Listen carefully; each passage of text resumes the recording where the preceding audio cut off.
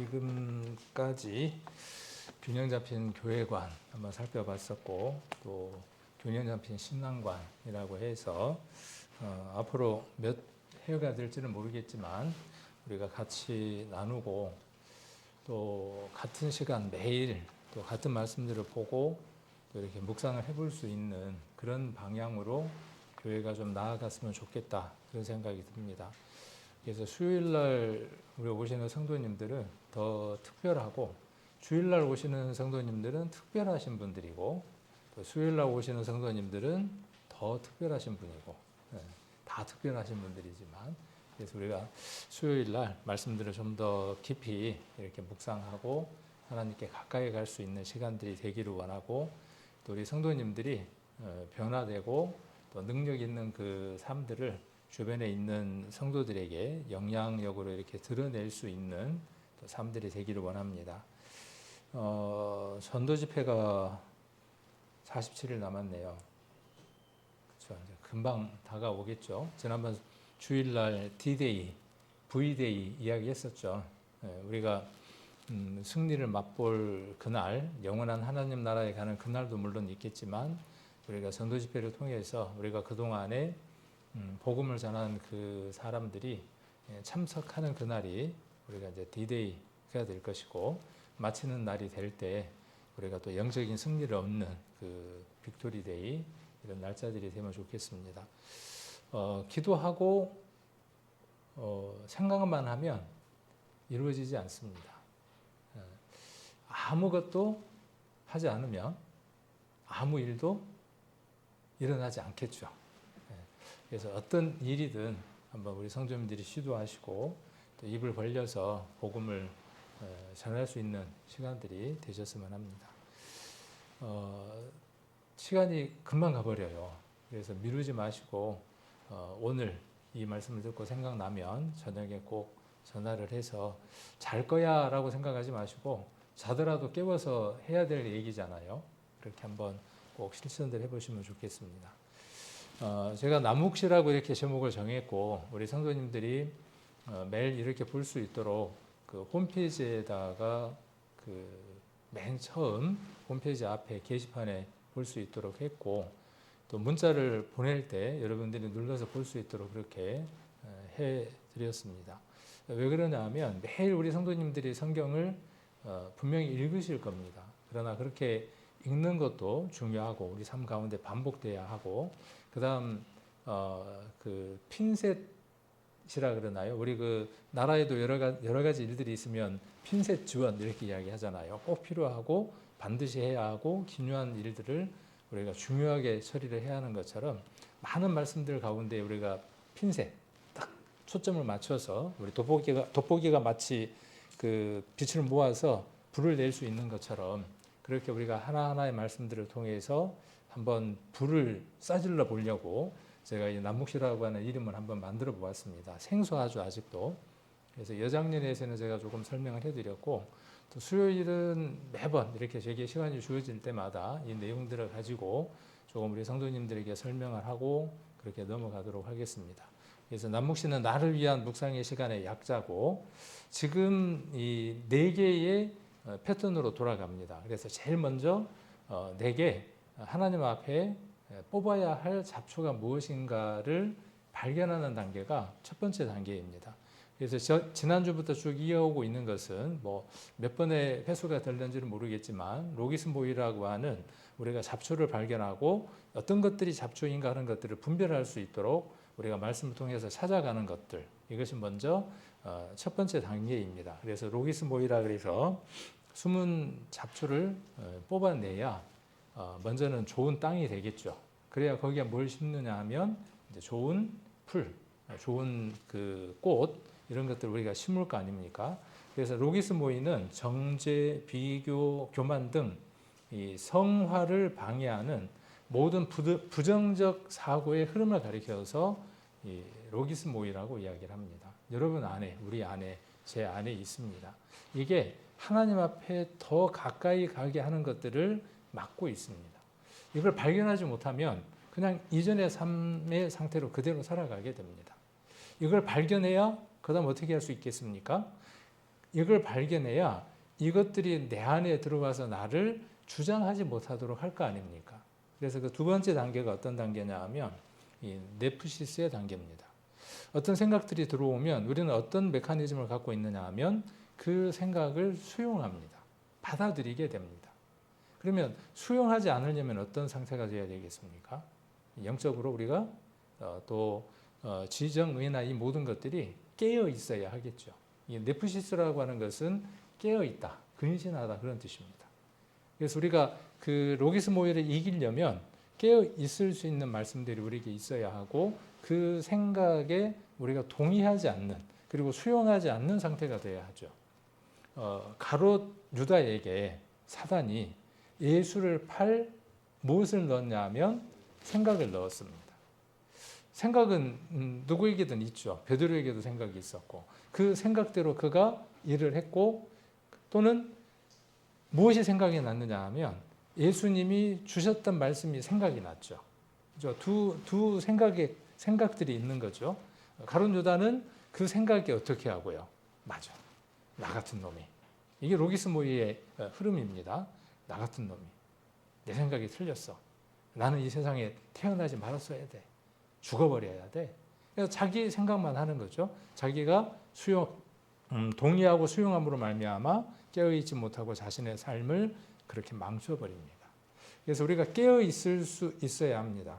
깨어있을 수 있어야 하고 그럼 어떻게 깨어있을 수 있는가 하는 것들에 대한 것도 우리가 조금 한번 살펴볼 필요가 있겠죠. 다음에 이제 요 단계대로 우리가 공부를 한다라고 하는 것을 좀 이야기를 하기 위해서 이 말씀을 드립니다. 그 다음 세 번째 단계가 무엇이 오느냐 하면 이 헤시키야라 그래서 고요한 상태가 옵니다. 시편에 기록되어 있는 것처럼 젖된 아이가 어머니 품에 있으면 어떻게 있어요? 얼마나 고요하고 행복하고 모든 것들이 만족된 상태가 되겠습니까? 저와 여러분은 신앙의 상태에서 이런 단계 속에서 우리가 하나님 앞에 온전하지 못한 잡초들을 뽑고 그것이 내 안에 들어오지 못하도록 아름다운 꽃밭을 가꾸고 그곳에 정말 그 아름다움이 가득하는 그런 하나님의 나라가 이루어지도록 하는 그 상태의 삶, 이 헤시키야의 삶을 우리가 한번 추구하고 살아본 시간들이 있는가? 이런 부분들을 우리가 좀 점검하고 보려고 하는 겁니다. 그래서 아까 네프시스는 내 생각을 영적으로 깨어 점검하고 복음으로 재편성하는 것이 네프시하고 헤시키야라고 하는 것은 내면의 고요함 안에서 하나님을 인식하고 말씀에 잠잠하는 겁니다. 이런 상태가 되면 그 시편 아까 이야기했던 것처럼 아주 잠잠한 상태가 되죠. 파워가 있겠어요, 없겠어요? 이 상태가 되면요. 이 상태가 되면요, 아주 강력한 상태가 됩니다. 여장년에서는 잠깐 이야기했지만 이것이 믿음이 충만해져 있는 상태고 성령이 충만해져 있는 상태입니다. 지난번에 여장년의 모임에서는 그 사도행전 11장 내용을 갖고 바나바에 대한 이야기를 하면서 바나바는 착한 사람이고 성령과 믿음이 충만한 사람이었다라고 이야기를 했습니다. 이 상태입니다. 근데 이 상태인데 이 사람의 삶은 어떻게 했어요? 이 사람의 삶은요, 아주 충만하니까 파워풀합니다. 그의 말도 어떻게 있습니까? 힘이 있습니다. 그의 행동도 어떻게 했습니까? 멈칫거림이 없습니다. 정해진 방향으로 나아가는 겁니다. 저는 저와 우리 교회 모든 성도님들이 또 이 말씀을 듣는 모든 사람들이 그 삶을 추구하고 그렇게 살아가셨으면 좋겠어요. 바나바처럼. 그리고 그 삶이 누군가에게 영향력을 미치는 그런 삶이 되어줬으면 좋겠습니다.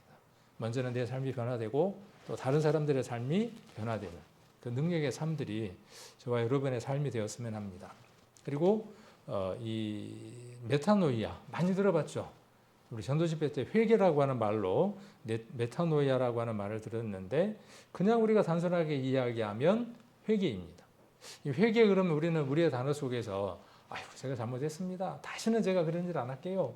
이런 그 용어로 메타노이아 회개라는 말을 받아들이는데 그 궁극적인 단어의 의미 속에는 무엇이 들어있느냐 하면 방향의 전환이 들어있습니다. 새로움이 들어있습니다. 이전의 삶에서 전혀 다른 노선의 삶으로 다른 삶을 살아가는 겁니다. 그래서 결국 원하는 것은 나를 위한 묵상의 시간, 이 남묵시를 통해서 우리가 얻어내려고 하고 우리가 가려고 하는 방향은 어디냐 하면 이 메타노이아입니다. 궁극적으로 내 삶이 왜 잘못됐는가를 로기스모이와 네프시스와 헤시기야를 통해서 발견하고 내 삶의 방향이 원래대로 돌아오는 거죠. 새롭게 되는 것은 창조의 그 질서 안으로 들어오는 것이죠. 그것이 새롭게 되는 겁니다. 그래서 이렇게 우리가 한번 해보기 위해서 수요일날 말씀들을 하나씩 찾고 있습니다. 그래서 이 방향을 우리가 이해를 하고 수요일날 설교를 들으면 좀 더 이해가 되지 않을까 싶어서 미리 이 말씀을 드리고 아침에 7시 40분쯤 이렇게 문자가 갈 때 그 문자 뒷면에 있는 그 내용들을 눌러서 한번 사용을 해보시고 아니면 우리 그 챗 GPT에서 그 내 GPT에 그 남묵시라고 하는 걸 검색을 해서 아무 때라도 여러분들이 여러분 그 날짜에 맞는 그 묵상들을 하실 수 있습니다. 그리고 그 내용들을 우리 성도님들하고 서로 이렇게 교제를 하실 수 있습니다. 그리고 이 내용들로 구역 모임에서 더 깊이 교제하실 수도 있습니다. 그리고 친척들이라든지 주변에 구원받은 사람들하고 이 내용들로 귀한 시간들을 보낼 수 있습니다. 험담하지 말라 하는 이 제목을 정했는데 험담을 하지 않는 가장 좋은 방법이 무엇일까요? 그 골대에 골이 안 들어가려면 가장 좋은 방법은 공격이라고 이야기를 하더라고요. 누군가는 뭐 여러 형태로 이야기를 하기도 하겠지만은 우리에게 있어서 이 험담을 하지 않는 것, 입을 닫는 것, 지퍼를 채우는 것보다 더 중요한 것은 무엇이냐 하면 우리의 입을 통해서 하나님께서 하시고자 하는 말씀을 궁극적으로 더 능동적으로 하는 일입니다. 입을 닫는 게 중요한 게 아니라 이렇게 이제 쭉 얘기를 듣다 보면 할 말이 없네. 말을 하지 말아야 되겠네. 내가 입만 열 때마다 더럽고 추한 것들만 나오는데 입을 닫아야지. 누구하고도 말을 안 해야지. 그런다고 될 것 같습니까? 되면은 좋겠지만 그래서 이 내용들로 우리가 한번 쭉 이야기를 해보도록 하고 이 부분에 대한 내용들을 지금 이야기를 하고 있는 겁니다. 4개를 이렇게 지금 반시계 방향으로 돌아야 되는데 여기서 지금 이렇게 지금 머물러 있으니까 시작점이니까 우리 성도님들이 함께 이렇게 따라오시면 될 것 같습니다. 그래서 꽃도 피우고 그래야 또 열매가 맺을 거 아닙니까?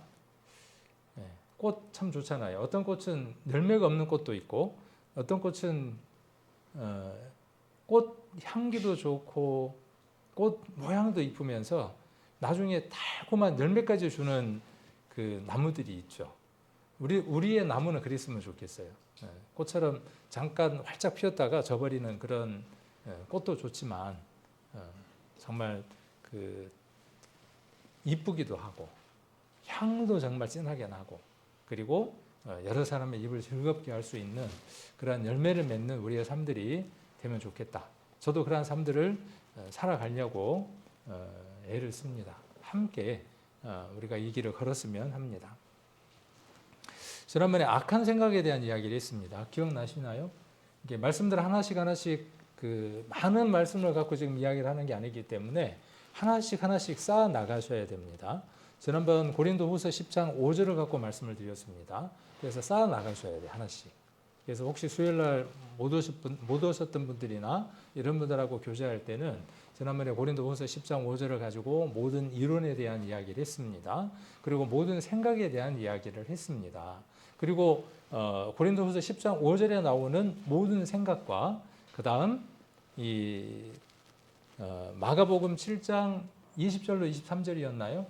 그 사람 안에 들어있는 것 그리고 악한 생각 그 생각이 두 가지가 있었죠. 모든 생각 고린도후서 10장 5절의 생각과 마가복음 7장에서의 악한 생각할 때 그 생각은 좀 더 다른 의미라고 말씀을 드렸죠. 고린도후서 10장 5절에서 생각은 뭔가 계획돼서 의도적으로 깊어져 있는 것들을 가리켜서 모든 생각이라고 이야기를 했었고 마가복음에 나와 있는 이 생각은 어떤 것이라고 말씀을 드렸냐 하면 갈등 상태에서 하나님을 떠나려고 이렇게 중심이 흔들리는 상태.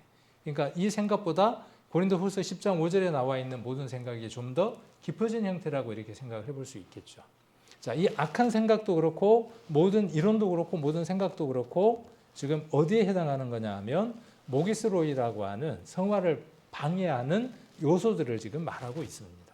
그게 누구 안에 있느냐 하면 구원받지 못한 세상 사람들 안에도 들어앉아 있고 우리 안에도 여전히 그 생각들, 이론들이 여전히 있음을 성경은 말하고 있습니다. 바울은 고린도 교회 이야기를 하고 있고 예수님은 예수님 당시 그 많은 사람들 앞에서 그 말씀을 하고 계시는 겁니다.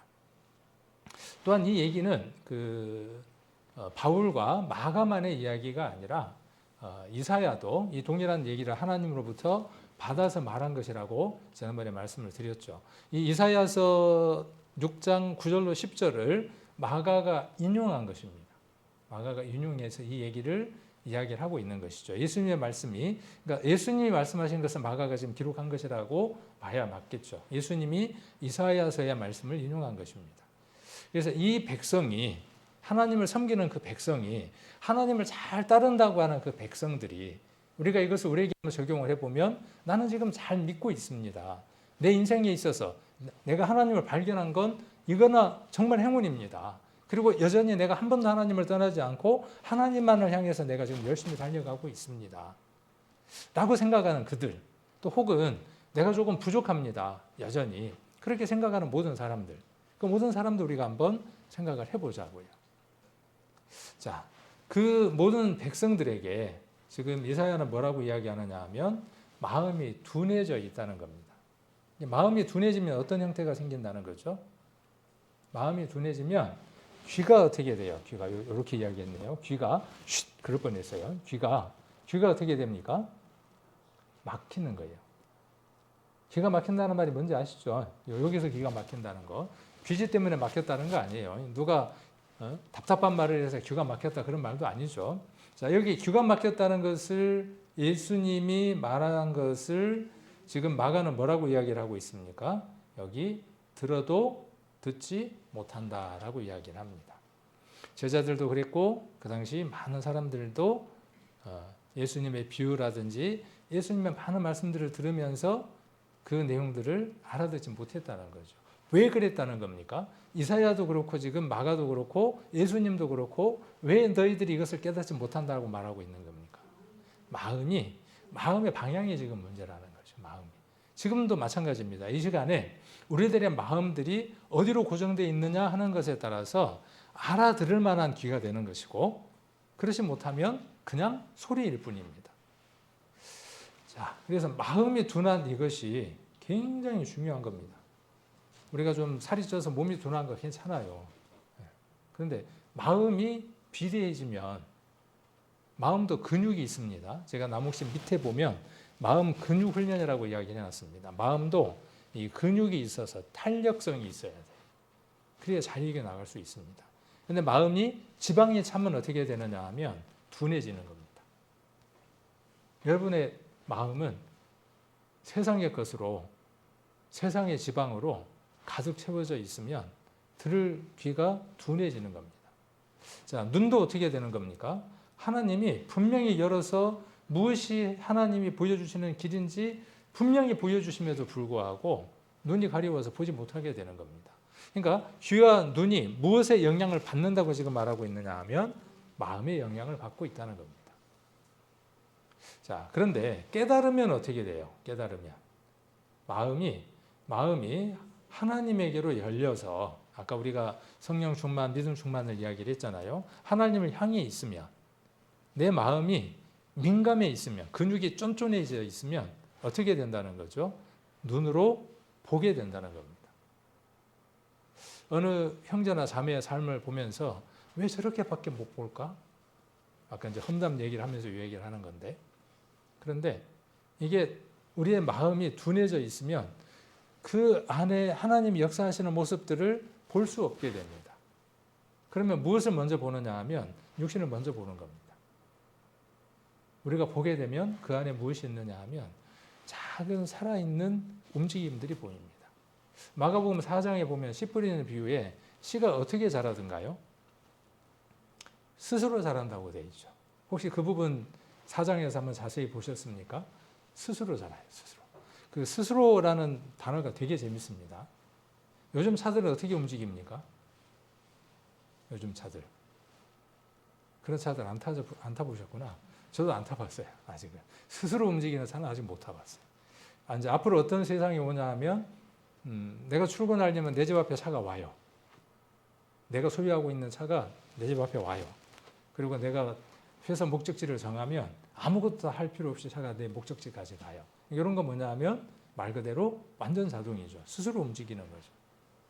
그리스도의 생명이 우리 안에 오면 어떤 반응이 일어나느냐 하면 그렇게 스스로 움직이는 반응들이 나타난다라고 마가복음에서 이야기를 합니다. 그 단어를 헬라어로 아우토마토스라고 이렇게 이야기해놨어요. 토마토 되게 재밌죠. 네, 아우토마토스. 근데 이 말이 영어에 무엇가 되느냐 하면 오토매틱이 됩니다. 재밌죠. 네. 우리 안에 성령의 생명은 이렇게 오토매틱이에요. 움직일 수 있는 힘이에요. 자, 이것은 우리가 누구에게로 이 방향이 설정될 때 하나님께로 이 방향들이 설정이 되어질 때 이러한 역사들이 일어난다는 거예요. 아주 작은 역사, 보이지도 않는 그 역사들이 시작된다는 거예요. 결국에는 어떻게 될까요? 종국에 가서는, 끝에 가서는 어떻게 됩니까? 거대한 나무들을 이룬다는 거예요. 거대한 나무들을 이룬다는 거예요. 우리의 믿음이 그렇다고 하는 것은 말하고 있는 거죠. 저와 여러분의 믿음이. 그런데 현실적으로 우리의 삶은 어떻습니까? 그것을 이루어내지 못하고 있죠. 그 이루어내지 못하고 있는 부분들을 우리가 설교를 통해서 한번 둘러보고 재설정하고 살아가자는 의미에서 이런 시간들을 보내고 있는 겁니다.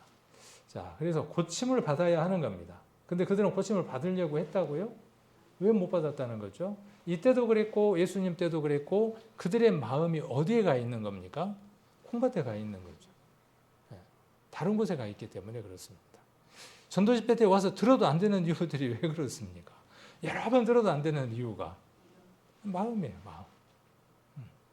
자, 그래서 이렇게 지난번에 이야기한다 그랬죠. 마가복음 4장 3절에서 들으라, 보라 이렇게 기록되어 있고 12절에서 짝을 맞추어서 보기는 보아도 듣기는 들어도 라고 이야기를 하고 있다는 거죠.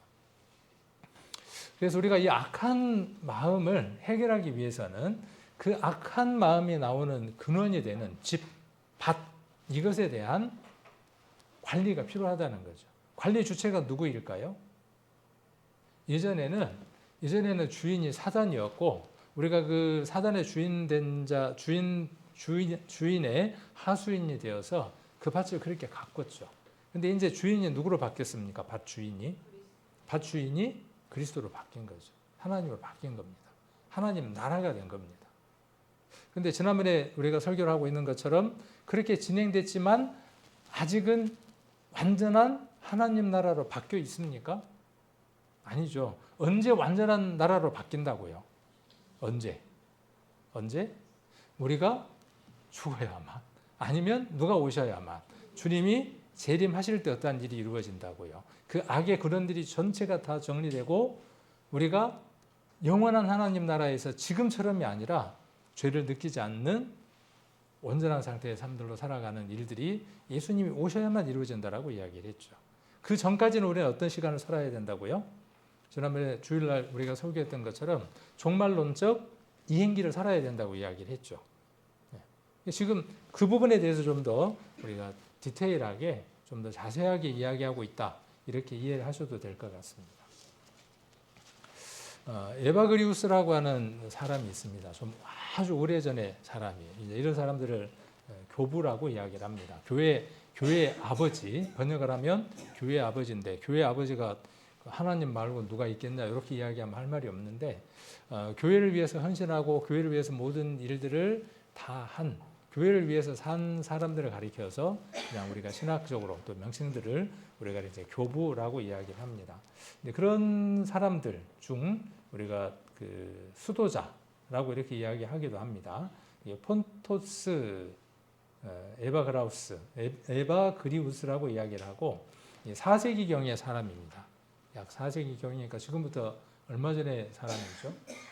이게 요때도 예수님을 만나고 따라가는 그 사람들 안에 무엇이 여전히 있었냐 하면 이런 죄에 대한 이 갈등들, 괴로움들이 여전히 있었던 거죠. 그래서 이 사람이 지금 우리가 이야기하고 있는 제가 지금 로기스 모의, 네프시스, 그다음에 여러 가지 네 가지를 이야기했었죠. 근데 이런 부분들로 우리가 좀 더 하나님 앞에 가까이 가볼 수 있는 성화의 삶들을 살아볼 수 있으려면 어떻게 해야 되는가 하는 것들을 학문적으로 정리를 하기 시작을 했어요. 그래서 이런 것에 가장 앞서 있는 사람이기도 합니다. 에바그리우스라고 하는 사람이. 그래서 이 사람은 8가지 악을 이야기를 했어요. 우리 안에 있는 생각과 내면의 생각과 유혹 8가지를 이야기를 했습니다. 성경에 이미 나와 있는 내용들이지만 좀 더 이렇게 현실적으로 가까이 이야기할 수 있도록 이렇게 8가지들을 이야기를 한 것 같습니다. 그래서 첫 번째가 탐식입니다. 이게 참 그래요. 탐식이 사람 이름 같네. 탐식이 그러니까 탐식이 굉장히 하나님을 성화를 해 나가는 데에 장애가 되어집니다. 최초의 죄도 무엇으로부터 시작했습니까? 최초의 죄도 먹음직하고가 들어가 있죠. 그래서 우리가 뭐 아주 안 먹는 금식을 이야기하는 게 아니라 과한 것을 지금 이야기를 하는 거죠. 지금 오늘날 시대에 많은 사람들 한번 봐보세요. 맛있는 곳이 있다 그러면 어떻게 합니까? 하루 뭐 휴가 내고라도 어디로 갑니까? 그곳까지 갑니다. 어떤 데는 배를 타고 이렇게 쭉 가다 보면 호수 같은 강을 하나 건너서 그 다음에 산 위로 뭐 사륜차를 타고 올라가야 먹을 수 있는 맛집이 있다네요.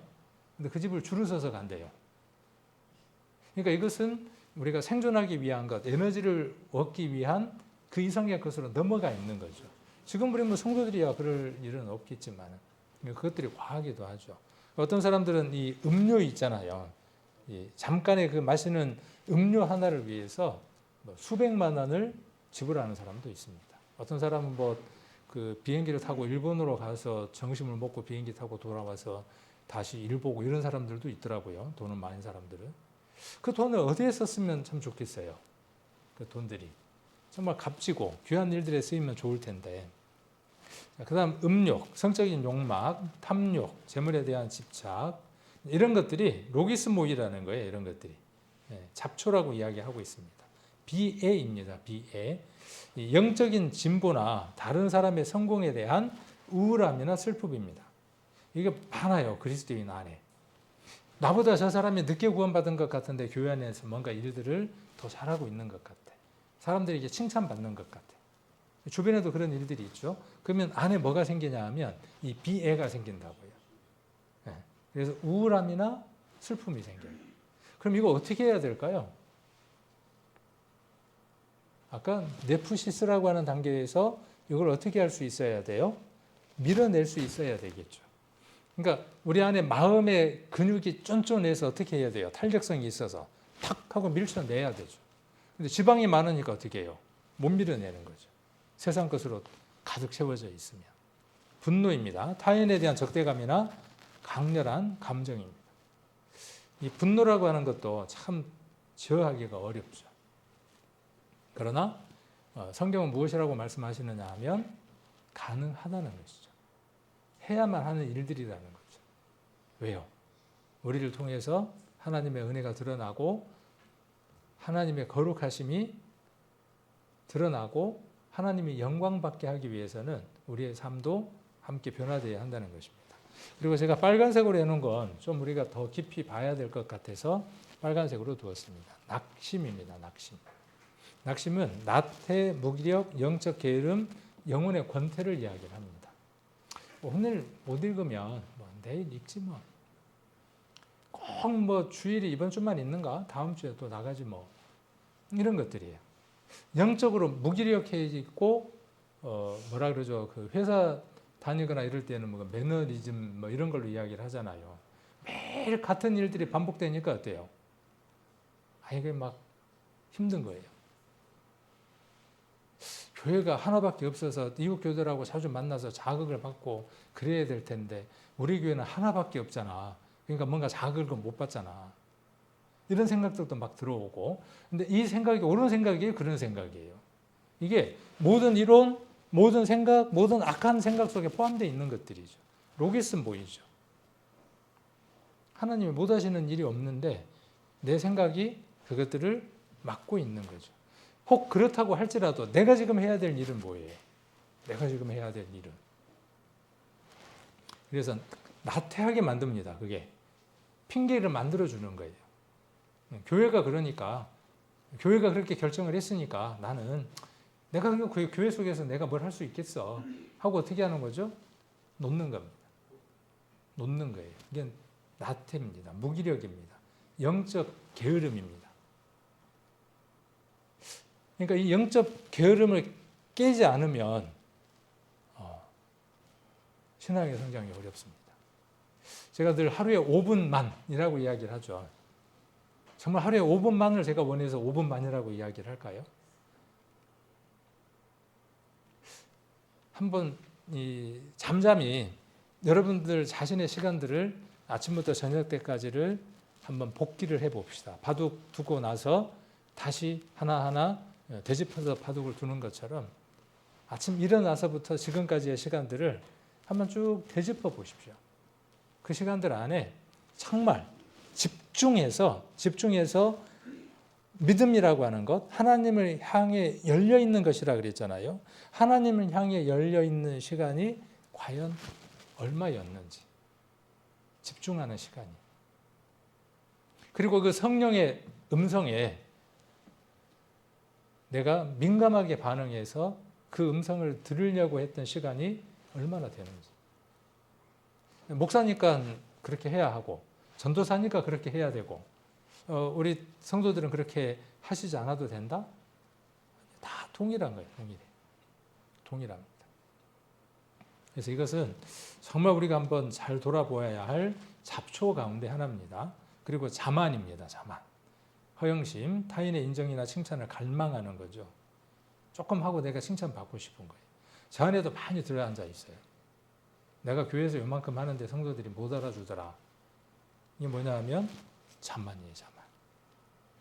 뭐 성도들을 위해서 그 일을 한 겁니까? 주님을 위해서 한 것이지. 주님이 알아주시면 되는데 성도들이 안 알아준다고, 좀 서운하게 말한다고 팽 해갖고 있고, 그렇죠? 그런 마음들이 제 안에 있어요. 그런 생각들이. 그럼 그걸 발견하는 게 뭐예요? 로기스 뭐예요? 그래, 이 생각이 맞아. 그러니까 그냥 대충 하고 살아. 이제 그러면 어떻게 되는 거죠? 이제 누구하고 짝짝꿍을 하는 거죠. 자, 교만입니다. 자신을 과도하게 높이고 신을 거부하는 것, 모든 악의 근원입니다. 아담과 하와가 그랬던 것처럼 하나님처럼 되려고 하는 것. 선악을 알게 하는 나무의 실과는 무엇에 대한 점검들이죠? 하나님이 나에게 있어서 섬김의 대상이라고 하는 그 점검이죠. 그 점검에서 아담과 하와는 실패했고 우리도 매일의 그 시험 속에서 실패할 때가 많습니다. 지난번에 마가복음 7장에서는 교만과 또 뭐가 있었죠? 하나가? 마가복음에서 제가 좀 충격받게 하려고 광패라는 걸 한번 이야기를 했는데, 광패. 미칠 광자에 어그러질 패라 그랬죠. 미치고 어그러져 있는 거예요. 지금 저 세대가 그렇고요. 저 세대가 그렇고 믿는다는 많은 사람들의 모습이 어떠냐 하면 광패에 가깝습니다.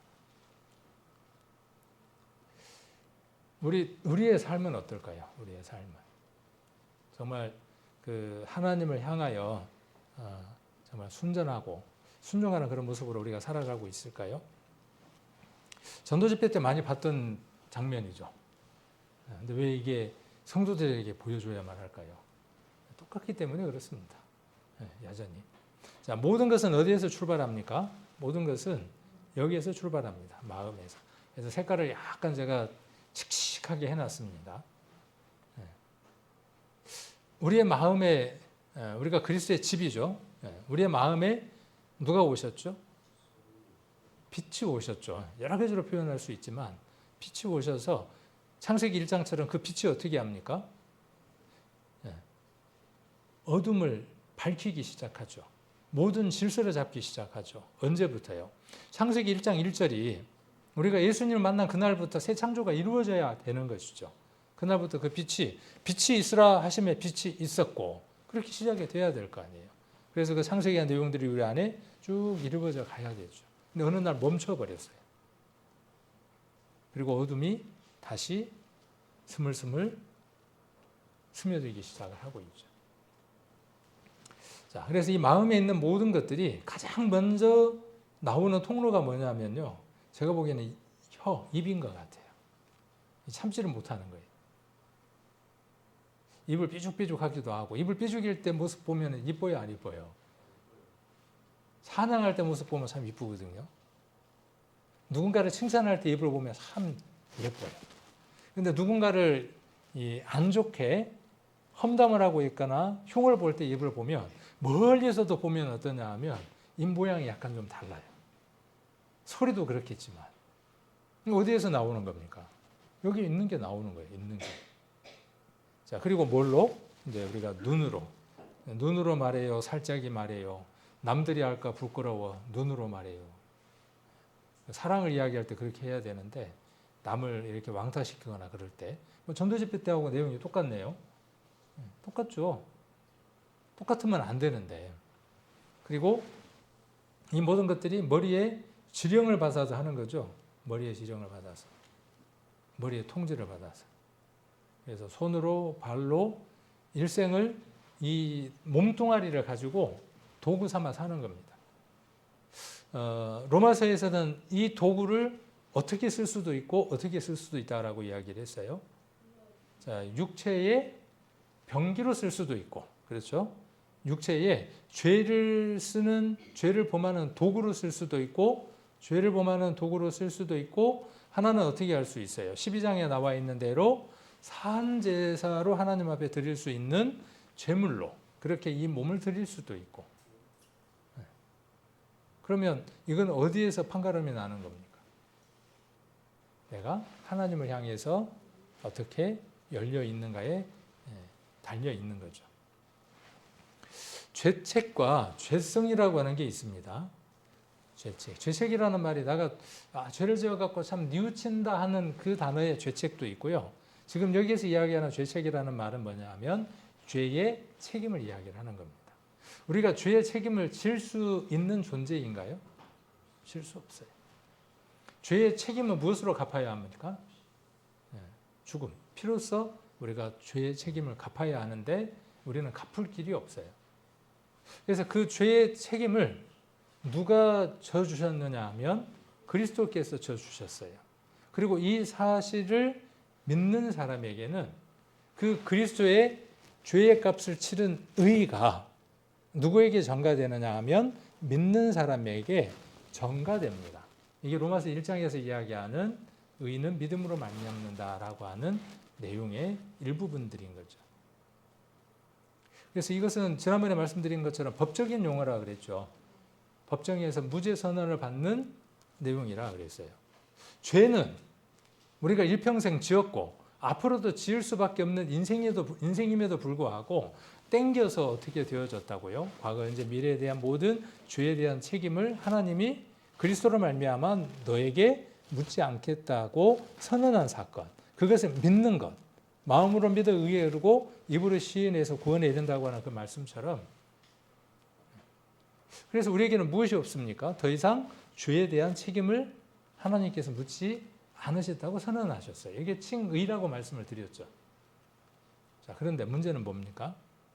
문제는 애들 버전으로 제가 좀 풀어놨어요. 이게 좀 어려울 것 같아서 쉽게 이렇게 풀어놨습니다. 죄성이라고 하는 것은 자꾸 나쁜 마음이 생기는 성질을 가리켜서 뭐라고 이야기하느냐 하면 죄성이라 그래요. 예수 그리스도의 십자가의 보혈이 죄성을 해결하셨나요? 해결하시지 않았나요? 해결했다고 이야기하는 사람들도 있어요. 그러니까 뭐라고 이야기하느냐 하면 회개할 필요가 없는 거예요. 이거는 잘못된 교리죠. 어느 하나가 들려있는 잘못된 교리입니다.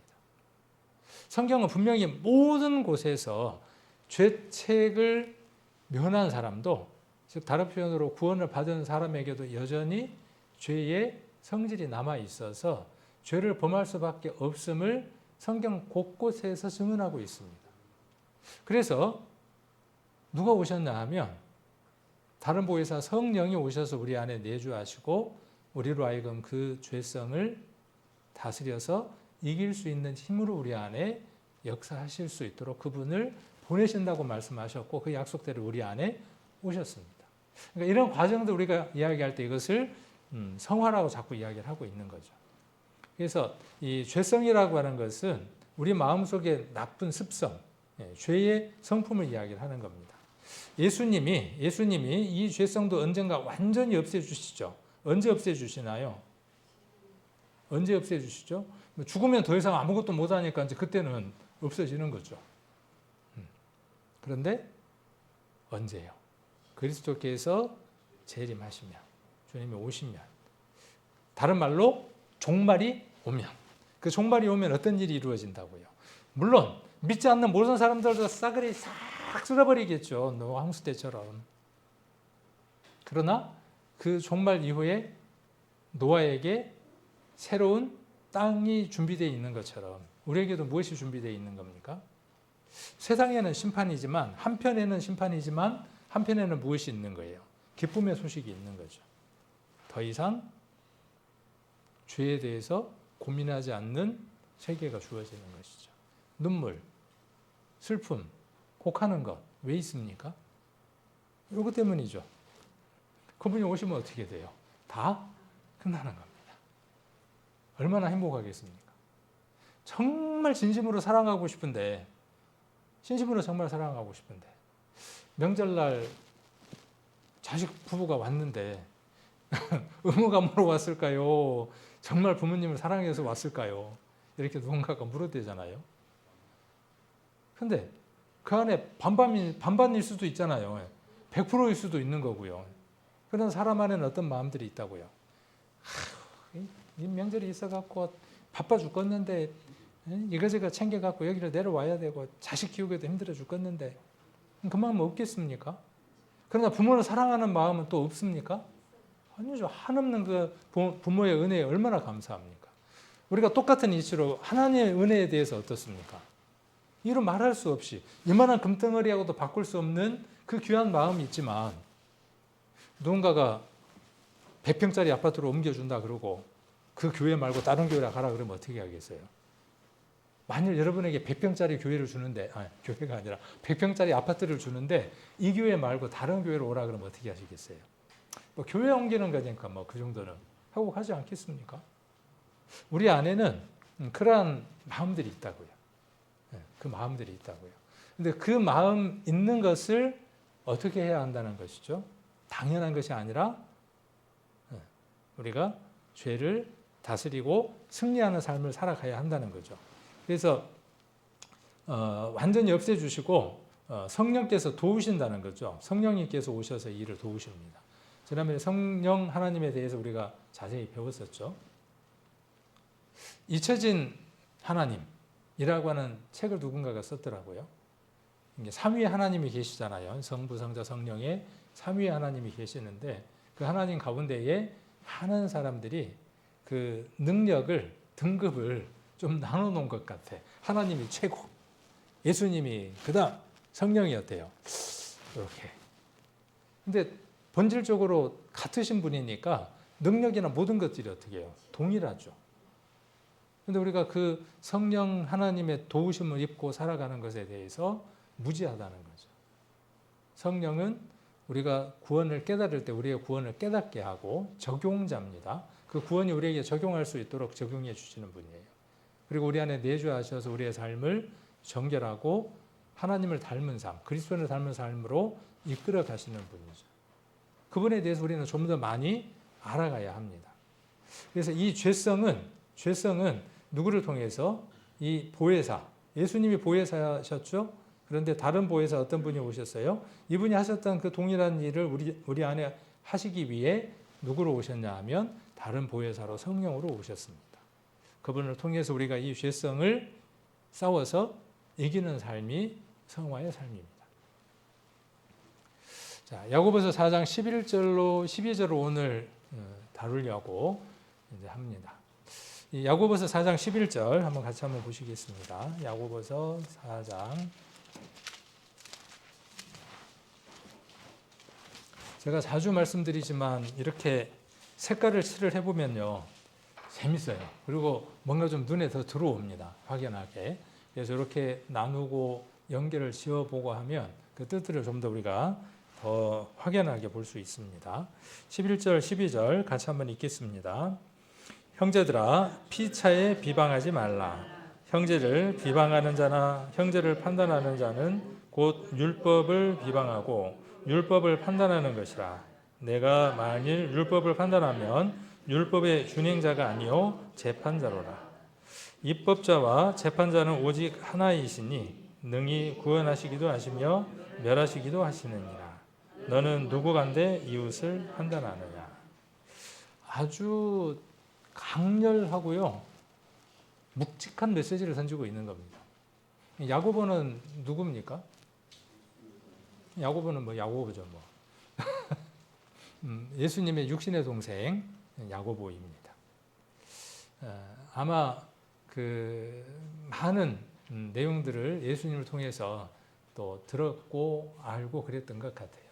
그래서 하나하나가 아주 짧으면서도요 그 요즘 말로 임팩트가 있습니다. 큰 충격들을 줍니다. 이 본문의 내용은요 그 존 웨슬리라고 하는 사람 잘 아시죠? 우리 감리교회 창시자. 우리가 그 많은 이야기 하잖아요. 뭐 모라비안 교도하고 가다가 그들은 두려워하지 않았는데 자기는 두려워서 죽음을 두려워했었다. 그래서 갈등했었고 마침내는 예수님을 자기 구세주로 영접했다. 뭐 이런 간증들 우리가 이야기하기도 하죠. 아주 유명한 설교자입니다. 지금으로부터 뭐 한 1700년대에 이렇게 설교를 했던 분이니까 아주 오래된 분이죠. 이분이 한 설교들을 이렇게 모아놓은 책이 있습니다. 그 The Way, 그러니까 길이라고 하는 그 책이 있는데 그 책에 그 설교문입니다. 설교문 가운데에 이 본문이 들어 있습니다. 그리고 이 본문을 두고 존 웨슬리는 뭐라고 이야기하느냐 하면 잊혀진 명령 험담하지 말라 이렇게 정의를 내립니다. 그러니까 비방하지 말라 동일한 말입니다. 비방하지 말라는 말이나 험담하지 말라는 말이나 단어가 같습니다. 근데 제가 비방이라는 말이 우리에게 좀 더 현실적으로 적용이 잘 안 되기 때문에 동일한 그 헬라어 단어를 제가 험담이라는 말로 이불 스피킹이라고 제가 이렇게 바꿨습니다. 이불이라는 말이 덮는 이불 말고요. 악한 그런 뜻입니다. 악한 말입니다. 그러면 악마는 뭐라고 이야기하나요? 영어로 악마는 뭐라 그러죠? 이불 앞에다가 D를 붙이면 악마가 돼요. 그러니까 그 악한 것을 행하는 자가 되는 거죠. 그래서 이게 좀 이렇게 이야기를 하면 험담이라는 말을 이불 스피킹이라고 이렇게 이야기를 하면 아주 강한 어조의 말이 됩니다. 근데 비방이라고 이야기하니까 그냥 조금 가벼워요. 그래서 그곳에서 설교를 하면서 뭐라고 이야기하느냐 하면 살인하지 말라. 간음하지 말라. 이 명령들은 오늘날도 살아서 모든 사람들 안에 생생하게 그 증거되고 있고 사람들이 지키려고 애쓰지만 이 단어 비방하지 말라, 판단하지 말라고 하는 이 명령은 사람들이 좀처럼 동일하게 생각하지 않더라. 하나님의 명령에는 등급이 없잖아요. 하나님의 명령에는 무게감이 다 동일하잖아요. 살인하지 말라는 말이나 간음하지 말라는 말이나 그 무게감이 똑같잖아요. 그런데 사람들은 어떤 말은 잊어버리고 무게감을 두지 않느냐 하면 험담하지 말라, 비방하지 말라는 말에 무게감을 두지 않더라 라고 설교를 했습니다. 동생이 누가 있냐 하면 동생이니까 똑같이 이름이 그 성이 웨슬리인가 그러겠죠. 찰스 웨슬리입니다.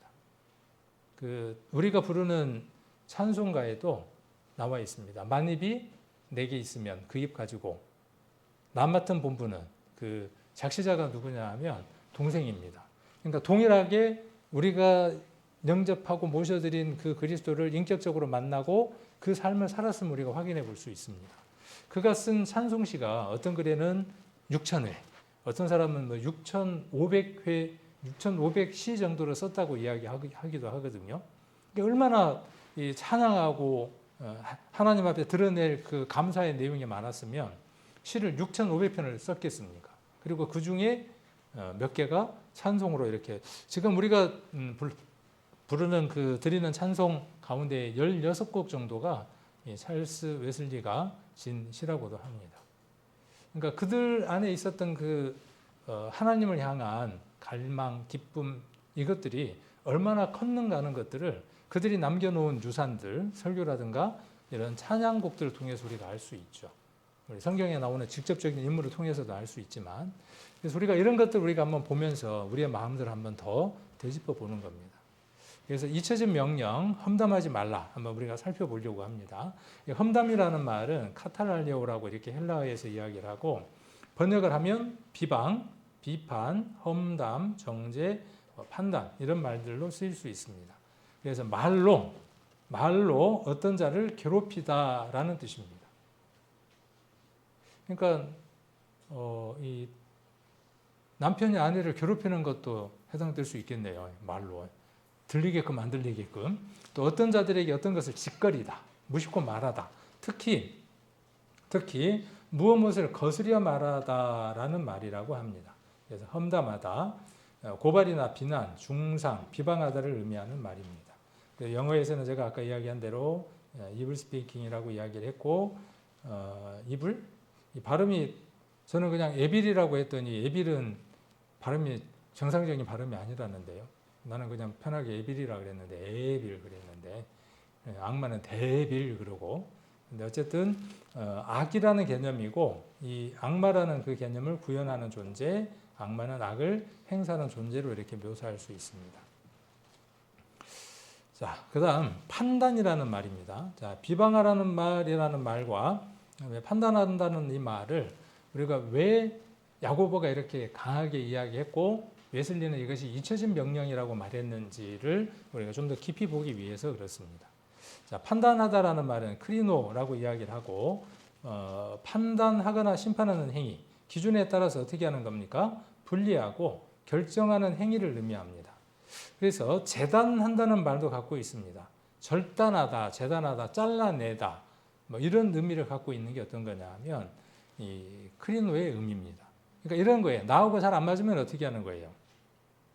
내 기준에 맞춰서 안 맞으면 어떻게 하는 겁니까?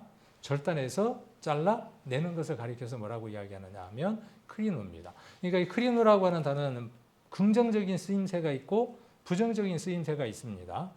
우리가 똑같은 단어도 우리 말에도 그런 것처럼. 근데 여기 크리노라고 하는 단어, 판단이라는 말은 앞뒤 문맥에서 부정적으로 쓰였고 어떤 의미로 쓰였냐 하면 내가 생각할 때 저 형제가 내 기준에 안 맞으니까 어떻게 하는 거예요? 잘라내는 거예요. 그렇게 지금 말하는 단어가 판단하는 단어입니다. 자, 마태복음 한번 찾아보겠습니다. 마태복음 7장을 한번 찾아보겠습니다. 왜 제가 이 말씀을 드리느냐 하면 야고보는 마태복음에 있는 예수님의 말씀을 그대로 가져다가 지금 이 말씀을 하고 있습니다. 근데 이것이 우리가 그냥 읽어 나가면 놓쳐버릴 수 있기 때문에 마태복음 7장을 통해서 한번 확인해 보려고 합니다.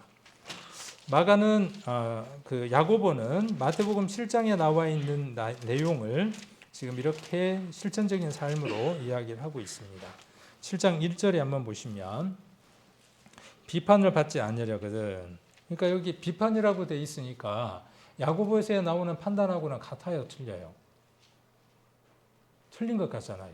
그런데 같은 단어라는 거죠. 아까 어떤 단어라고 말씀을 드렸습니까? 크리노라고 하는 단어로 이야기를 했어요. 그러니까 분리해서 어떻게 하는 거예요? 잘라내는 거예요. 절단해내는 거예요. 자, 그래서 비판하지 말라 하는 것은 누구의 명령이었어요? 이 명령은 누구의 명령입니까? 자기의 형, 육신의 형, 그죠? 예수님이 하셨던 말씀을 지금 야고보가 지금 어디에서 이야기를 하고 있는 겁니까? 동일하게 지금 어디에서 이야기하고 있어요? 야고보서에서 이야기를 하고 있습니다. 5장 뭘 이야기를 하고 있습니까? 옛 사람에게 말한 바, 그렇게 계속해서 반복하고 있는 게 마태복음 5장의 메시지죠. 7장에 와서 비판하지 말라고 하는 이 메시지가 상대적으로 살인하지 말라, 간음하지 말라는 명령보다 가벼워져 있다는 거죠. 주의하지 않는다는 거죠. 근데 결론적으로 보면 그 비판이나 판단이나 정죄가 무엇을 만들어내느냐 하면 살인을 만들어내기도 하죠. 미움이 결국은 그것을 만들어내는 거니까. 자, 비판을 받지 않으려거든 비판하지 말라. 너희의 비판하는 그 비판으로 너희가 비판을 받을 것이요 너희의 헤아리는 그 헤아림으로 너희가 헤아림을 받을 것이니라. 어찌하여 형제의 눈 속에 있는 티는 보고 내 눈 속에 있는 들보는 깨닫지 못하느냐. 보라, 내 눈 속에 들보가 있는데 어찌하여 형제에게 말하기를 나로 내 눈 속에 있는 티를 빼게 하라 하겠느냐. 외식하는 자여 먼저 내 눈 속에서 들보를 빼어라. 그 후에야 밝히 보고 형제의 눈 속에서 티를 빼리라. 이거 서로 둘이 먼 상태예요? 가까운 상태예요? 그리고 야고보서의 말씀 우리가 한번 다시 한번 기억해 봅시다. 형제들아 피차 뭐 하지 마라 그랬어요. 피차 비방하지 말아줘. 피차라고 지금 이야기를 하고 있죠. 그래서 맥이 괴가 같은 걸 볼 수 있습니다. 야고보가 말하고 있는 것과 지금 예수님 말씀하시고 있는 내용이 같은 것을 볼 수 있죠. 지금 이 둘은 들보가 들어있는 눈을 가진 사람과 티를 가지고 있는 눈을 갖고 있는 사람이 아주 가까운 사람이 먼 사람이에요. 1번 가까운 사람이다. 2번 먼 사람이다. 그럼 왜 가까운 사람일까요?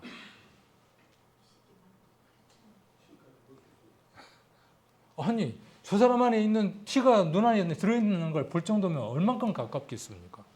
그렇죠. 딱 붙어 있어야 눈 안에 있는 티를 볼 수 있을 거 아닙니까? 엄청 가깝고, 그죠? 더 살갑고, 형제지만 더 형제 같은 사람이죠. 그렇죠. 더 귀한 사람이죠. 그러니까 역으로 뭐가 보일 것 같아요? 그러니까 역으로 뭐가 보이죠? 티가 보이기 시작을 하는 겁니다. 그래서 어떻게 하는 겁니까? 비판하는 겁니다. 정죄하는 겁니다. 판단하는 겁니다. 자, 그런데 험담은 뭐예요? 이제 험담은 뭐 앞에 이야기한 그 모든 것들도 마찬가지지만 그것들은 어디에서 하는 거죠? 그 사람이 듣는 데서 하는 겁니까? 듣지 않는 데서 하는 겁니까? 네, 안 듣는 데서 하는 거죠. 안 듣는 데서. 근데 내가 지금 험담을 하고 있다고 생각하면 험담을 할까요? 안 할까요? 자, 로기스 모이가 있다고 생각하면 잡초라고 생각하면 그 잡초를 그냥 둔다면 정상적인 상태가 아니겠죠. 근데 이게 잡초라고 생각을 못 하니까 어떻게 하겠어요? 오늘도 하고 내일도 하고 모레도 하고 늘 가까이 붙어서 사는 사람이니까 뭐가 보인 거예요? 티가 보인 거예요. 그래서 뭔 얘기를 하는 겁니까? 티 얘기를 하는 거예요. 티. 재는 모시기는 거시기는 금께 말이요. 하루의 시간을 한번 복기를 한번 해봅시다. 어땠는가? 환경이 조성이 안 돼서 못했을 뿐이지 혼자 있었다면 환경이 조성이 안 된 거예요. 그런데 누군가가 아주 친한 사람을 만났다면 내가 친하게 지냈던 누군가를 두고 어떻게 하는 겁니까? 제가 이렇게 이야기를 잘하는데 씹고 뜯고 맛보고 즐기죠. 얼마나 시간이 잘 가는지 모릅니다. 그런데 성도들이 모이면 안 그럴까요? 지금 그 얘기를 하고자 하는 거예요. 형제들이 모였을 때, 성도들이 모였을 때 시원해요. 막 그러고 나면 마음에 있던 그 불편한 것들도 막 엉어리졌던 것들도 막 그렇게 이야기하고 나면 시원해지는 것 같아. 가면서 뭐라 그래요? 야, 오늘 교제 참 즐거웠다. 이렇게 좋은 교제는 처음이다. 살아생전.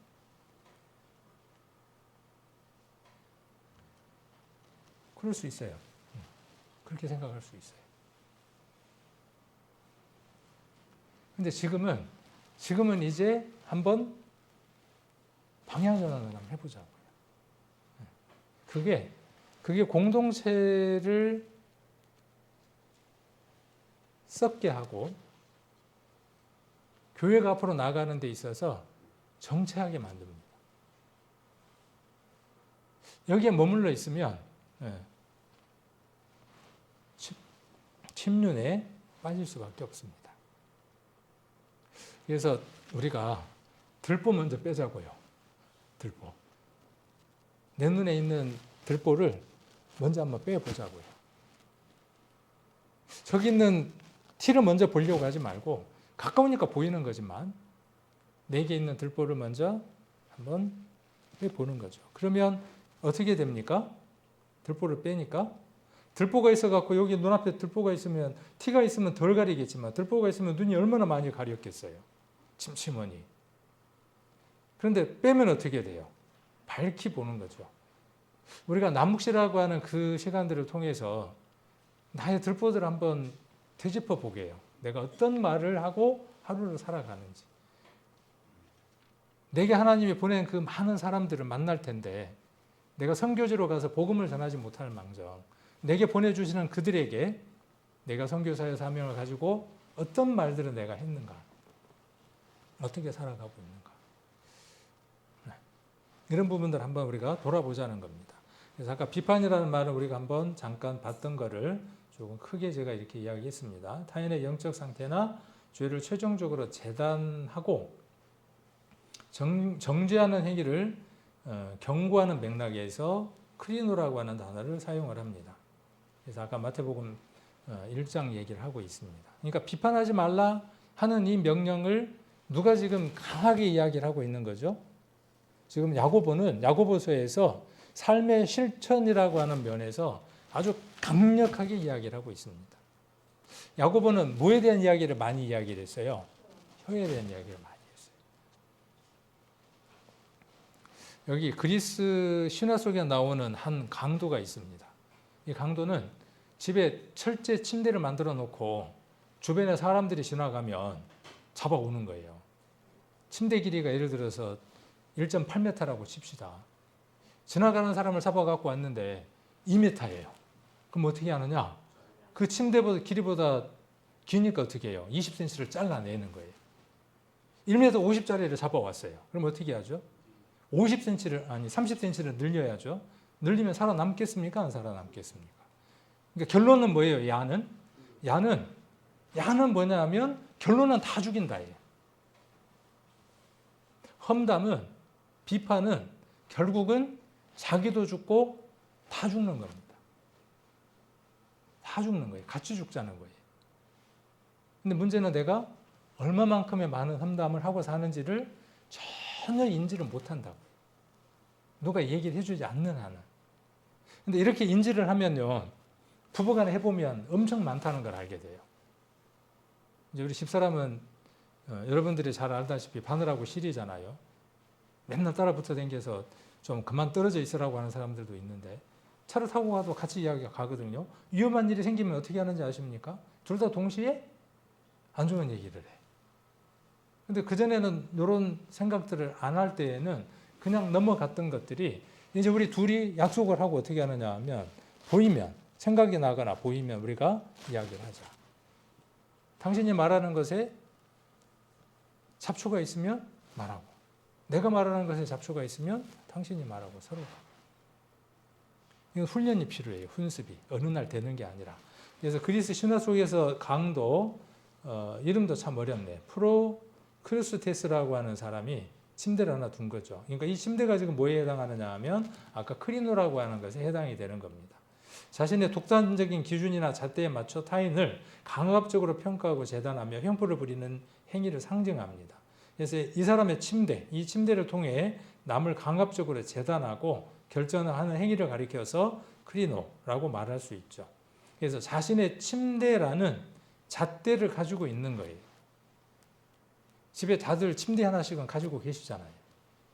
그죠? 돌침대가 있든지, 뭐, 딱딱한 침대가 있든지, 침대 하나씩은 갖고 계시잖아요. 여기 신화 속에 나오는 강도처럼 우리도 우리에게 남들을 재는 이 침대가 하나씩 있다고요. 길면 늘리려고 하고요. 짧으면 늘리려고 하고, 길면 잘라버리려고 하는 크리노, 아까 절단하려고 하는 그런 습성들을 가지고 있다고요. 언제부터 이 습성이 있었을까요? 왜 이렇게 됐을까요? 우리는 그 답을 알잖아요. 언제부터 그랬을까요? 아담과 하와가 선악을 알게 하는 나무의 실과를 먹은 그 순간부터 모든 인류에게 공통적으로 주어져 있는 숙명이죠. 선과 악으로 모든 걸 나누는 겁니다. 이 나누는 것 하나님의 영역인데 우리가 침범한 것이죠. 언제 이 선악을 나누는 것이 끝날까요? 얼마나 괴로운지 모르겠어요, 저는. 누군가를 내가 생각할 때 옳지 않다고 생각하고 누군가가 나를 옳지 않다고 말하는 그 말들이 싫어서 나는 선하게 했는데 왜 저 사람은 나를 보고 악하게 이야기하는 거예요?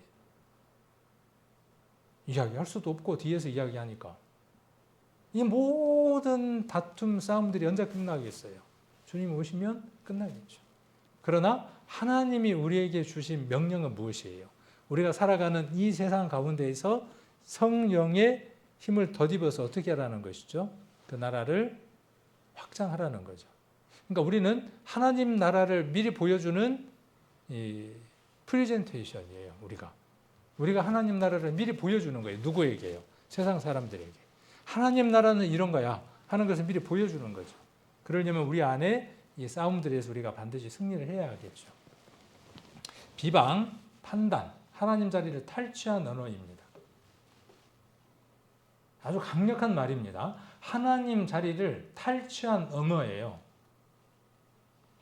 왜? 제가 한 말이 아닙니다. 이 말은 지금 누가 말하고 있는 거냐 하면 야고보가 말한 것을 지금 우리가 이해할 수 있는 강력한 언어로 제가 바꿔서 표현한 겁니다. 자, 형제를 비방하는 것, 형제를 판단하는 것 무엇하고 똑같다고 이야기를 하는 겁니까? 율법을 비방하고 율법을 판단하는 것하고 똑같다고요. 그럼 율법은 누가 주신 거라는 거예요? 이 율법이라고 하는 걸 누가 세우셨냐 그 말이에요. 율법자가 누구냐 그 말이에요. 그리고 이 율법대로 판단하시는 분이 누구냐 그 말이에요. 그분이 하나님이시다라고 말씀하고 계시죠.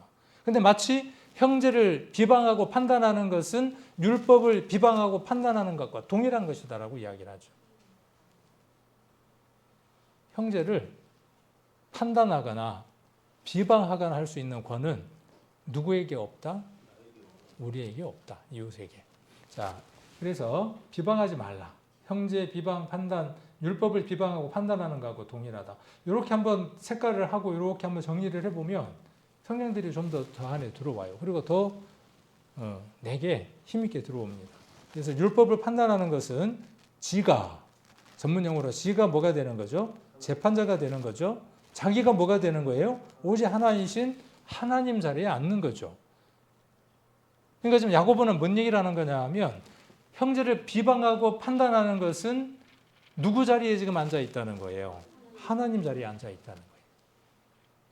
예수님 말씀하셨던 비판하지 말라고 하는 그 명령을 야고보는 이렇게 야물딱지게 강하게 이야기를 하고 있는 겁니다. 그리고 웨슬리는 이 명령은 잊혀져서 안 되는 명령이라고 강하게 선포하고 있는 거죠. 오늘 저도 동일합니다. 동일하게 여러분들에게. 그래서 비방 판단하는 나는 누구이냐 그 말이에요. 자, 너는 누구간데 이웃을 판단하고 있냐 그 말이에요. 아까 그 침대를 가진 그 신화 속의 강도처럼 침대에 눕히고 자르는 일을 지금 누가 하고 있는 겁니까? 이웃을 지금 누가 하고 있는 거예요? 제가 잘못했는데요? 분명히 제가 하는 짓이요. 말씀 속에서 틀렸어요. 근데 내가 그 잘못된 거에 대해서 이 자리에서 말을 못 한답니까? 근데 성경에는 뭐라고 되어 있습니까? 형제가 그릇된 일을 범하거든 어떻게 하라고 되어 있어요? 몇 사람 모여갖고 제가 지금 저렇다 후딱딱 하라 그랬습니까? 가서 그 사람만 대해서 이야기하라 그랬습니까? 문제가 있으면 먼저는 어떻게 해야 돼요? 1대1로. 그래도 안 되면 어떻게 해요? 증인을 두고. 그래도 안 되면 어떻게 해요? 교회가. 그 어디에도 누구들끼리 숙닥숙닥 이야기하라고 하는 구절은 한 구절도 없다 그 말이에요. 한 구절도. 그런데도 불구하고 아주 익숙하게 하는 겁니다. 아주 익숙하게. 자, 교회 안에 형제 자매들만 두고 그렇게 하겠습니까? 우리의 많은 대화들이 보면요. 저 연예인은 요즘 뭘 맞았는가 봐. 그래갖고 이렇게 막 푹 튀어나왔는가 봐. 근데 그게 뭔 유익이 있어요? 뭔 유익이 있습니까? 그 얘기가. 그럼 아무 말도 하지 말고 살라고요? 입이 있는데? 그래서 우리가 할 수 있는 말이 있잖아요. 우리가 할 수 있는 말이. 비방과 판단은 동일한 죄의 뿌리를 갖고 있습니다. 한 집이에요. 비방하고 판단은. 그 이유는 두 행위 모두 하나님의 자리를 인간이 침범한 것이에요. 아담과 하와가 선악과를 먹은 사건하고 동일한 사건이에요. 비방과 판단의 시간은, 자, 비방과 판단의 시간, 뭐 하고 있는 시간이에요? 수닥수닥 하고 있는 그 시간. 어떤 시간이라고요? 자, 잘 명심해서 들으세요. 하나님의 자리를 점유하고 있는 시간입니다. 하나님의 자리를 탈취한 거예요. 뼈아프게 우리가 기억하게 해요. 저도. 부부간에도. 우리 교회 목사님이 말이야. 얼마나 설교가 은혜 있게 잘하는지 모르겠어. 그러면 좋을 텐데. 우리 교회 목사님 말이야. 맨날 똑같은 얘기만 해. 지난번에 그 설교자는 왜 그런가 모르겠어. 혹 그래 보셨다면, 여기서 줘야 되는 분들은 없을 것 같아요. 저도 마찬가지고. 그랬다면, 오늘 말씀을 통해서 우리는 무엇을 우리들 심령 안에 깊이 기억해야 되느냐 하면, 하나님의 자리를 내가 지금 침범한 거예요. 그리고 하나님의 자리를 점유하고 있는 겁니다. 그래서 그냥 그렇게 생각할 일이 아니라 정말 한번 훈련 한번 해보자고요. 훈련 없이는 안 되는 일이니까. 베드로전서 2장 1절로 3절 여기 화면 보시고 같이 한번 읽겠습니다. 그러므로 모든 악독과 모든 기만과 외식과 시기와 모든 비방하는 말을 버리고 갓난아이들 같이 순전하고 신령한 젖을 사모하라. 이는 그로 말미암아 너희로 구원에 이르도록 자라게 하려 함이라. 너희가 주의 인자하심을 맛보았으면 그리하라. 자, 여기 뭐가 나옵니까? 똑같은 단어예요. 여기 비방하다라는 말이 아까 야고보서 앞에 나오는 비방이라는 말과 똑같은 단어를 쓰고 있습니다. 비방하는 말을 어떻게 해요? 아직도 갖고 있으려고 노력을 하는 거예요. 어떤 노력을 해야 하는데, 뽑으려고 노력을 해야 되는데 아무런 감각 없는 뭉텅병 걸리고 화인 맞은 거예요. 가장 뭉텅병 걸리고 화인 맞기 좋은 질병이 이 질병입니다. 아주 오래된 질병이기도 하고 쉽게 낫기 어렵고 나았더라도 담배 끊는 것만큼 어려운 게 이거예요. 담배 끊는 사람하고는 친구도 하지 마라 그러잖아요. 독하다고. 근데 이거 끊으면 하나님이 정말 기뻐하시는 일입니다. 어떻게 하면 끊어지는 겁니까? 지금 남목시라고 하는 걸 제가 제시를 했잖아요. 그렇죠? 아무런 대책 없이 말하고 있는 게 아니라 우리 성도님들이 이 일들을 한번 해봅시다라고 한 방안을 제시를 했어요. 이사야가 이야기했던 얘기를 저도 이야기를 하고 싶어요. 들을 게 있는 분들은 들으시고 보실만 하신 분들은 보시고 그랬으면 좋겠어요. 마음이 허락이 안 되면 그 굳어져 있는 마음이 깨어질 수 없습니다. 여러분 마음이 부드러운 마음이 되기를 원합니다. 예수께서에 나와 있는 것처럼. 먼저는 하나님 앞에 내 모습을 드러내놓고 이 마음이 깨어지기를 원하고 부드러운 마음이 되기를 원하고 부드러운 흙처럼 갈아지기를 원하는 그런 마음들로 설교자가 하는 그 말을 하나님의 말씀으로 듣고 실천해 볼 수 있도록 교회 안에 한 방향을 정해서 한번 해보자고 이야기를 했으니 매일은 어렵지만 그래도 내가 한번 시도는 해보리라고 하면 시도를 해보는 거죠. 좀처럼 안 됩니다. 얼마나 고집스러운지 모릅니다. 왜? 고린도후서 10장 5절로 돌아가서 모든 이론이 있거든. 나는 이거 하고 있으니까. 나는 나 나름대로 성경 보고 있으니까. 그렇죠? 그 모든 이론이에요. 한번 한 방향으로 이 일들을 훈련하기 위해서 가보자고 제시를 하는데 나는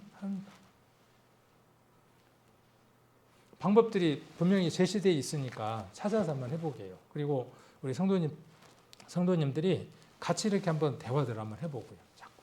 그리고 그 성경 짧은 구절들, 짧은 내용들 속에서 서로가 교제하고 대화를 나누면서 오늘 내게는 어떤 모기스로이가 있었을까? 그리고 하나님 앞에 내가 어떻게 그것들을 버리고 하나님을 따르는 그 삶들을 따라가려고 애쓰고 있을까? 서로들 한번 교제를 해보면 얼마나 힘이 되겠습니까? 그래서 순전하고 신령한 젖을 사모해야 하는 겁니다. 그러면 그 말씀들로 내 근육들이 쫀쫀해지고 치료받을 수 있도록 말씀들을 찾아서 내 안에 적용하게 됩니다. 능력의 말씀들이 됩니다. 자, 여기 구원에 이르도록 그랬는데 이 구원은 어떤 구원이에요? 그렇죠. 이제 보입니다. 성경을 보면 이 구원이 어떤 구원인지가 여러분들이 쉽게 볼 수 있습니다. 자, 주의 인자하심을 맛보았으면 어떻게 해야 돼요? 우리가 구원받은 사람들이면 어떻게 해야 돼요? 주의 인자하심을 맛본 사람들이죠. 그러면 이제 어떻게 해야 됩니까? 젖을 사모하고, 그죠? 여기서 역으로 젖을 사모하고 어떻게 해야 돼요? 버려야죠. 이렇게 한번 해보게 해요. 아침에 그 홈페이지에 들어가셔도 되고, 아니면 제가 아침마다 문자를 보내드릴까요? 이거 문자를 또 따로 보내드릴까요? 네. 뭐 그렇게 해도 되고, 네. 주일날 설교된 내용을 가지고 우리가 설교 시간에 설교자들이 했던 그 성경 구절을 그전에는 아침마다 그냥 묵상해보라고 문자를 보냈는데 근래에는 그 성경 구절을 설교자의 의도하고 반영을 해서 요약을 해서 제가 아침마다 이렇게 보내드리고 있거든요. 최소한의 그거라도 우리 성도님들이 하셨으면 좋겠다 해서 보내고 있는데 그 내용도 보내고 그 다음에 아침마다 여러분들이 이렇게 이 성경 구절들을 같이 묵상을 해볼 수 있도록 그 남욱시에 해당하는 문자들도 아침마다 제가 한번 보내볼 수 있도록 그렇게 한번 해보도록 하겠습니다. 그래서 같은 구절들을 가지고 우리 성도님들이 같이 이렇게 교제하고 만나면은 내게 정말 나는 모르지만 당신이 들었을 때 아름답지 않고 은혜가 되지 않는 말들이 무엇이야? 라고 이렇게 물어볼 수도 있어야 하고 그렇게 말할 때 자매는 말이야 이런 부분들은 정말 은혜롭고 귀하고 아름다운데 먼저 이렇게 이야기해야 돼요. 나 안 좋은 거 이야기해 그러면 안 좋은 것만 막 이야기하면 듣다가 짜증납니다. 그것도 그러니까 성질나. 근데 이제 좋은 얘기를 한 10개 정도 하고요. 비유를 10개 정도 좋은 것 이야기하고 자매는 형제는 이런 것들이 참 좋아. 10개 찾으려면 되게 어렵습니다. 안 좋은 것 10개 찾으려면 쉬운데 그래서 한 10개 정도는 좋은 것 이렇게 교제를 해주고 그래서 이런 면들이 참 교회 안에서 귀하게 쓰이는 것 같아. 근데 이거 하나는 어떤 데 보면 나나 다른 사람들에게 조금 자극이 될 때가 있어. 이런 부분은 로기스 모이야. 분명히 봤을 때. 그래서 이런 부분들 우리가 뽑아야지, 버려야지. 이렇게 한번 우리가 교제한다면 좀 더 올해 목표대로 성숙하지 않을까, 우리 성도들이. 그리고 이런 모습들이 세상 사람들은 금방 눈치챕니다. 우리의 그런 변화들을. 우리의 입의 열매를 통해서 금방 반응합니다. 그리고 우리의 입에서 어떤 말을 하지 말아야지가 아니라 주어진 시간 속에서 무엇을 말하느냐 하면 그리스도를 증거하는 겁니다. 말하는 겁니다. 그러면 이 상대에게 상처 줄 수 있는 말들은 당연히 줄어듭니다. 그래서 이렇게 한번 실천해 볼 수 있도록 수요일마다 이렇게 이어가고 있으니까 수요일날 설교들을 통해서 우리 성도님들이 여러분 안에 있는 그 싸움에서 승리할 수 있는 귀한 시간들이 되시기를 원합니다.